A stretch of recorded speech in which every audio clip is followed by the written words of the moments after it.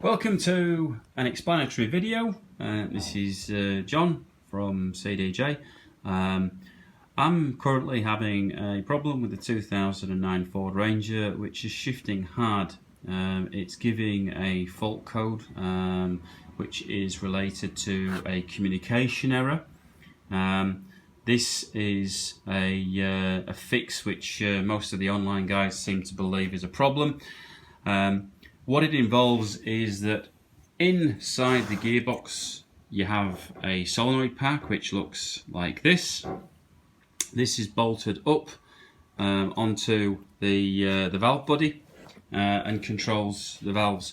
So inside here are all the pins. This one looks pretty good actually. The Ford forums and also a lot of my fellow YouTubers flag that the aluminium housing that this passes through is very close to the air conditioning drain down point, and what happens is that this plug, which is installed here externally, you have the aluminium faceplate of the gearbox sitting here, this screw going down.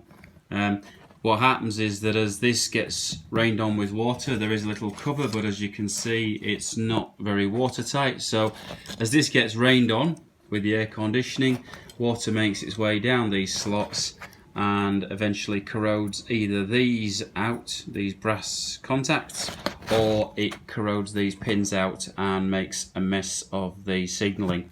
I've had a look at mine and these don't look in the best of shape. So what I'm going to do is I'm actually going to replace this onto the end of the wiring loom I've got. I've just pulled this from a scrapyard. Obviously that looks pretty clean, no corrosion there, and I've also got the wiring colour codes which are should be OEM.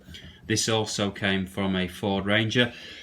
I understand that these are fitted to a lot of American units, Lincolns, Mustangs, where all of them wear the 5R55 gearboxes. I believe it's the S, the W and the N variants. But this is a 2009, so look, if you're looking for a bit of a guide, I can't promise that it'll be the same, but this is the wiring which comes from a Ford Ranger 2009 Australian spec. So there's a couple of videos going to be coming just to explain how these actually come apart and also how this cap comes off. So follow the progress. I warn you now, this is a pain to get out off the vehicle, so I'm doing this off the vehicle. I'm doing all this video off vehicle just to make it clear. This is in a very restricted spot, and getting this 10mm out is a real pig.